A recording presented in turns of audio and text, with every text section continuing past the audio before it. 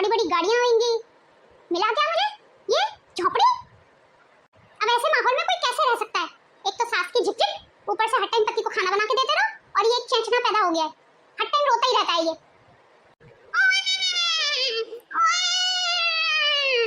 चुप एकदम, जब देखो क्या क्या क्या क्या, जिंदगी जहन्नुम कर दी है मेरी। मेरा बस चले ना तो मैं इस घर से भाग जाऊं। रोता रहे, मुझे कोई फर्क नहीं पड़ रहा। मेघना, मुन्ना कब से रो रहा है? तुम्हें उसकी आवाज सुनाई नहीं दे रही है? तुम्हें तो सुनाई दे रही है ना, तो तुम उठा लो उसे गोद में। कैसी माँ हो तुम मेघना? तुम्हारा बच्चा तुम्हारे सामने रो रहा है, बिलख रहा है, और तुम्हें कोई फर्क ही नहीं पड़ रहा है। बहू, मुझे लग रहा है मुन्ना भूखा है, तो उसे पहले दूध पिला दे। देखिए माँ जी, मैं कोई से दूध पिलाने वाली नहीं हूँ। अगर आपको ये लग रहा होगा ना मैं इसे दूध पिलाऊंगी, तो आप भूल जाइए। ये क्या कह रही है बहू तू? मुन्ना तेरा दूध नहीं पिएगा तो फिर किसका दूध पिएगा?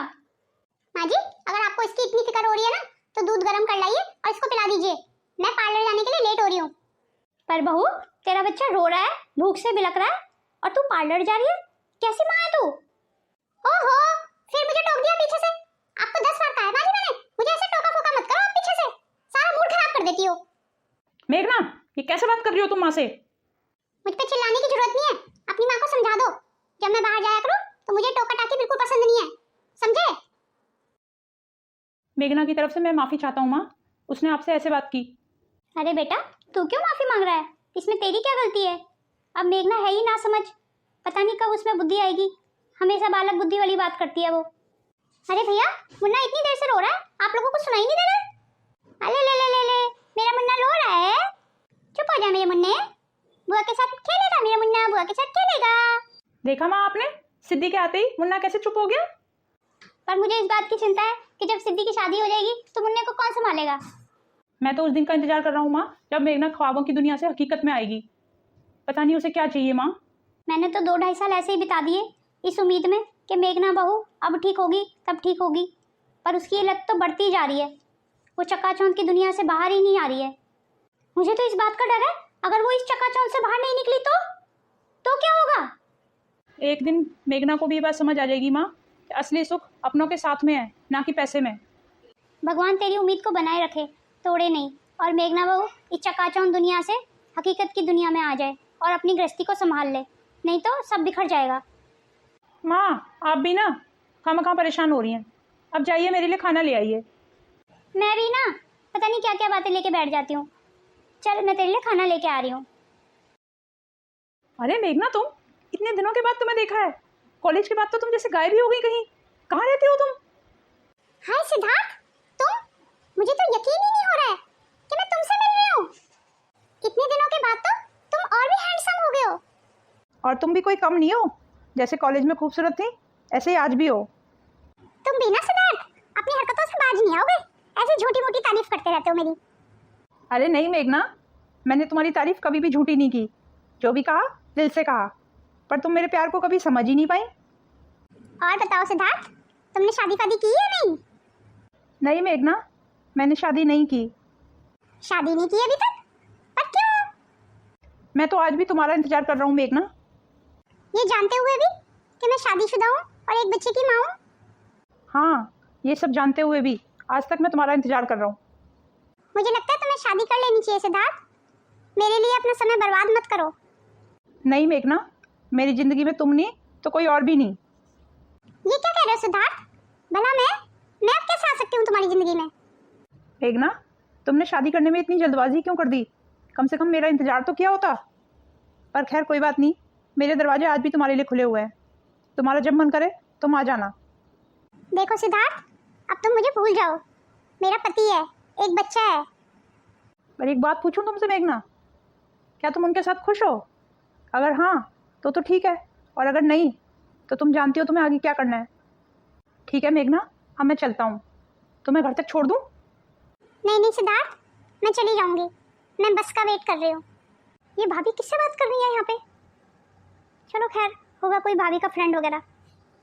इससे पहले कि भाभी मुझे देख ले, मैं चलती हूँ यहाँ से। ला ला ला ला ला ला ला ला ला ला। आ गई तुम? बहुत देर लगा दिया जाने में। ओहो, तुम भी ना अनुज, मूड का सत्यानाश ही कर देते हो बिल्कुल।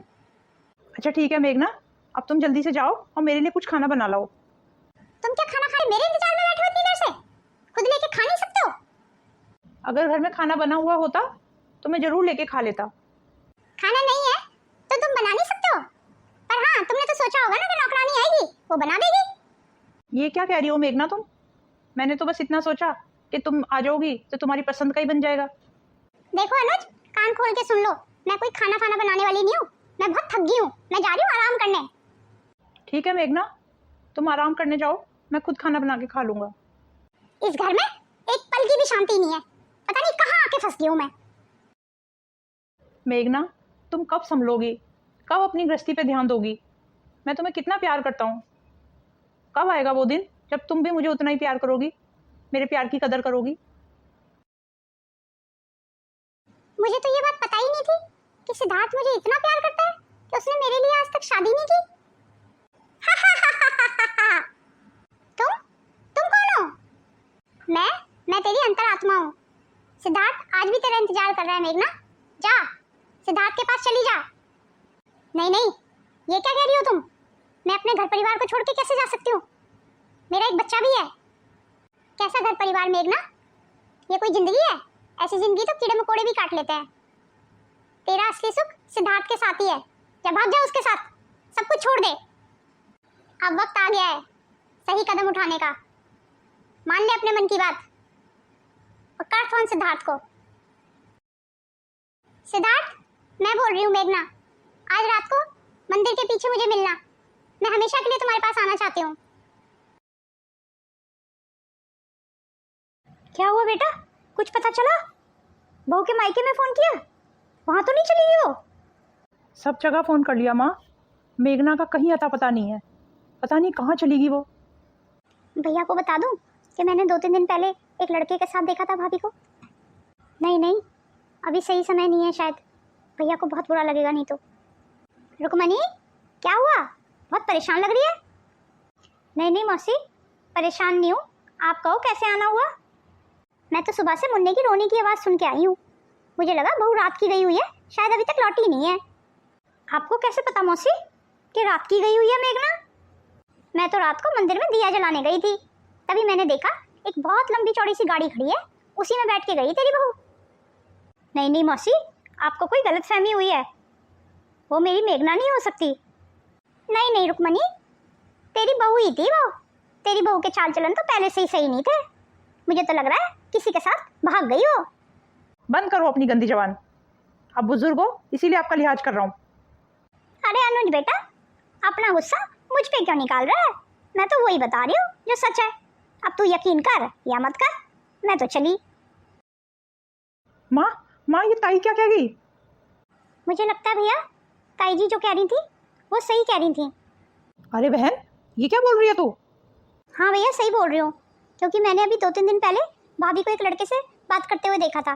दोनों बहुत खिलखिला के हंस रहे थे, बात कर रहे थे, ऐसे लग रहा था जैसे बहुत पुराने दोस्त हैं। पर ये बात तूने मुझे पहले क्यों नहीं बताई? भैया मुझे लगा ये बात इतनी जरूरी नहीं होगी, ऐसे पुराने दोस्त हैं तो बातें कर रहे हैं। अनुज, कहीं बहू सचमुच तो किसी के साथ नहीं भागी? अगर ये बात सच है ना माँ, तो मैं दोबारा उसे इस घर में कभी घुसने नहीं दूंगा।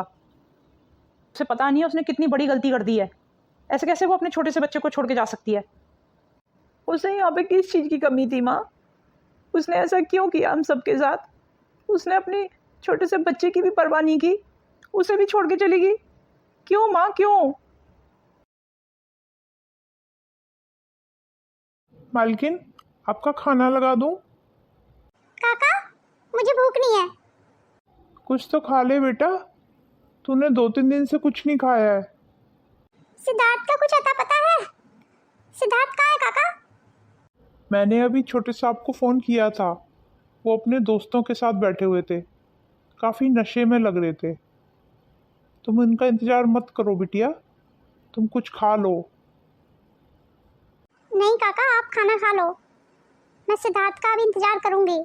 जब सिद्धार्थ आएंगे तो मैं उन्हीं के साथ खा लूंगी। जैसा तुम चाहो बिटिया।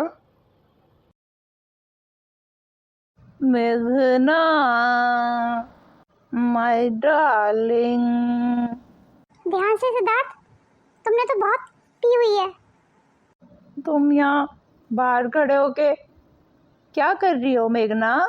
किसका इंतजार कर रही हो? मेरी जिंदगी में इंतजार के अलावा भला कुछ और बचा है अब? मैं तो बस इंतजार ही किए जा रही हूँ। यहाँ तुम्हें किस चीज़ की कमी है मेघना? सब कुछ तो है मेरे पास, फिर भी तुम खुश नहीं हो। मैं ऐसा क्या करूँ जिससे तुम्हें खुशी मिले? पैसा, गाड़ी, बंगला, इन सब की चाहत में मैंने अपने हंसते खेलते घर परिवार को आग लगा दी और मैं तुम्हारे साथ यहाँ चली आई। तब से मेरा सुकून ही तो गायब है, मेरे मन को शांति ही नहीं है। हाँ, तुमने एकदम सही कहा कि सब कुछ तो है तुम्हारे पास और तुमने मुझे सब कुछ दिया, पैसा, गाड़ी, बंगला, पर मुझे ये सब चीज़ नहीं चाहिए। ये सब चीज़ों से मुझे खुशी नहीं मिल रही है। मैं ऐसा क्या करूँ मेघना जिससे तुम्हें खुशी मिले? मैं यहाँ से चली जाना चाहती हूँ। तुम मुझे अपने जीवन से मुक्ति दे दो। मुझे एक झलक अपने बच्चे की देखनी है। मैंने तुम्हें मुक्ति दी, आज के बाद तुम आज़ाद हो। तुम्हें जहाँ जाना है तुम जा सकती हो। मैं तुम्हारा पीछा करने कभी नहीं आऊँगा। धन्यवाद सिद्धार्थ, मैं तुम्हारा एहसान कभी नहीं भूलूंगी। और हाँ, मैं तुमसे माफ़ी भी मांगती हूँ कि मैंने तुम्हारी ज़िंदगी भी नरक बना दी। पर यहाँ से निकल के तुम जाओगी कहाँ? मुझे लगता है दुनिया के सारे दरवाजे तुम्हारे लिए इस टाइम बंद होंगे। जहाँ ज़िंदगी ले जाए वहीं चली जाऊंगी। मैंने तुमसे कितनी बार कहा कि मुझसे शादी कर लो, पर तुमने मुझसे शादी नहीं की। अब तुम यहाँ जाओगी तो लोग तुम्हें गलत निगाहों से ही देखेंगे। कोई भी तुम्हारी पवित्रता पे विश्वास नहीं करेगा, यहाँ तक कि तुम्हारा पति भी नहीं। मुझे नहीं पता कौन विश्वास करेगा कौन नहीं, पर अब मैं अपनी बाकी की ज़िंदगी प्रायश्चित करके गुजारना चाहती हूँ। जैसा तुम्हें ठीक लगे ऐसा करो, मेरी तरफ से तुम आज़ाद हो।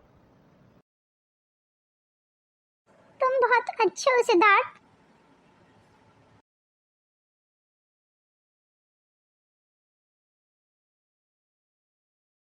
हैं? ये क्या? ये तो रुक्मणी की भगोड़न बहू लग रही है। पर ये कहाँ से आ रही है अपना मुंह काला करके? इसे शर्म भी नहीं आ रही गांव में घुसते हुए? जल्दी जल्दी जाती हूँ, रुक्मणी को बता के आती हूँ ये बात। सुनो जी, आज खाने में क्या बना लूं? जो तुम्हारा मन करे वो बना लो, और आइंदा से मुझसे मत पूछा करो, माँ से पूछा करो। कब तक मेघना को याद करता रहेगा बेटा? मेघना को भूल के अब कविता के साथ अपनी नई जिंदगी स्टार्ट कर बेटा। कविता ने सब कुछ जानते हुए भी तुझे और तेरे बेटे को अपनाया है। रुक्मणी, रुक्मणी! अरे मौसी, तुम इतना घबराई हुई क्यों? क्या हो गया? कोई भूत फूत देख लिया क्या? वो तेरी भगोड़न बहू गांव दोबारा आ गई है वापस। मौसी, आप किसकी बात कर रही हो? अरे वही जो 6-7 महीने पहले अपने यार के साथ भाग गई थी। क्या नाम था उसका? मेघना। ये क्या कह रही हो ताई तुम? मेघना वापस आ गई? कहाँ है वो? वो इसी तरफ आ रही है, आने वाली होगी शायद। तुम्हें जरा भी शर्म नहीं आई इस घर में आते हुए दोबारा? मैं यहाँ तुम लोगों से माफी मांगने आई हूँ। तुमने जो गुनाह किया है, तुम्हें लगता है उसकी माफ़ी तुम्हें मिल सकती है? कम से कम इस जन्म में तो नहीं मिलेगी तुम्हें माफ़ी। जिन पैरों से तू चल के आई है ना, उन्हीं पैरों से उल्टी लौट जा। समझी तू? कुलच्छनी, भगौड़न। मैं किसी की भी जिंदगी में दखल अंदाजी करने नहीं आई हूँ। मैं सिर्फ अपने मुन्ना से मिलने आई हूँ। उसे एक बार देखना चाहती हूँ, छूना चाहती हूँ। मुझे पता है अनुज ने दूसरी शादी कर ली है और मैं बस यही चाहूँगी कि अनुज अपनी पत्नी के साथ हमेशा खुश रहे। जब तुझे पता है कि अनुज ने दूसरी शादी कर ली है तो किस अधिकार से यहाँ आई है? तुझे पता है ना, इस घर के दरवाजे तेरे लिए हमेशा के लिए बंद हो चुके हैं। जा, चली जा यहाँ से। मैं एक माँ के अधिकार से आई हूँ माँ जी। कौन सी माँ? कैसी माँ? अगर माँ होती ना सचमुच तो अपने 4 महीने के बच्चे को छोड़ के यूँ अपने यार के साथ भाग नहीं जाती। पता नहीं इतने दिनों से किसके साथ अपना मुंह काला करती फिर रही है, कल मुई कहीं की। कविता, इसके जाने के बाद गंगा जल छिड़कना घर में। मेरा घर अपवित्र कर दिया इसने। अनुज, तुम इसे घर से जाने के लिए कह रहे हो या मैं कह दूँ?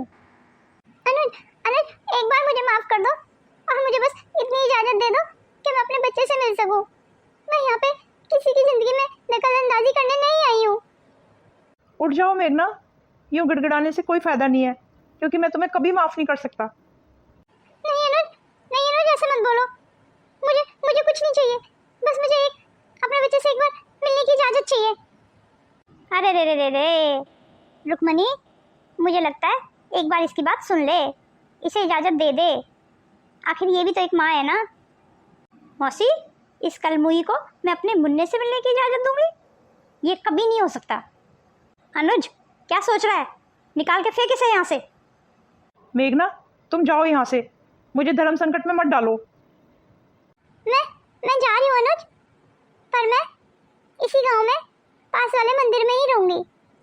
मैं अपना बाकी का जीवन भगवान के सामने प्रायश्चित करके गुजारना चाहती हूँ। अगर तुम्हारा कभी मन बदले तो मुन्ने को मेरे से मिलाने ले आया करना। मेघना, देखो मैं किसे लेके आया हूँ अपने साथ। मेरा मुन्ना इतना बड़ा हो गया।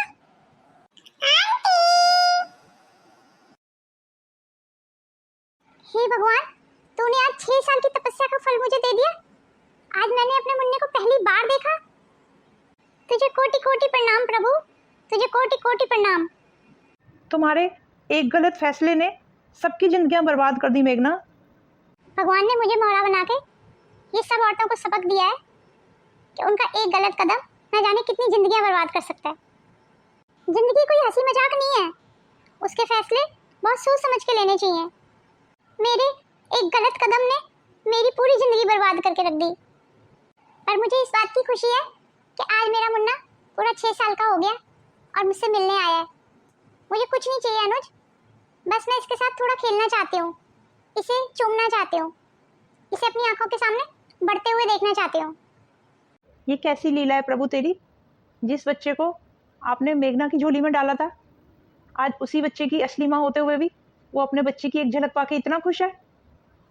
तुम्हारे उस एक गलत कदम ने सब कुछ बर्बाद करके रख दिया मेघना।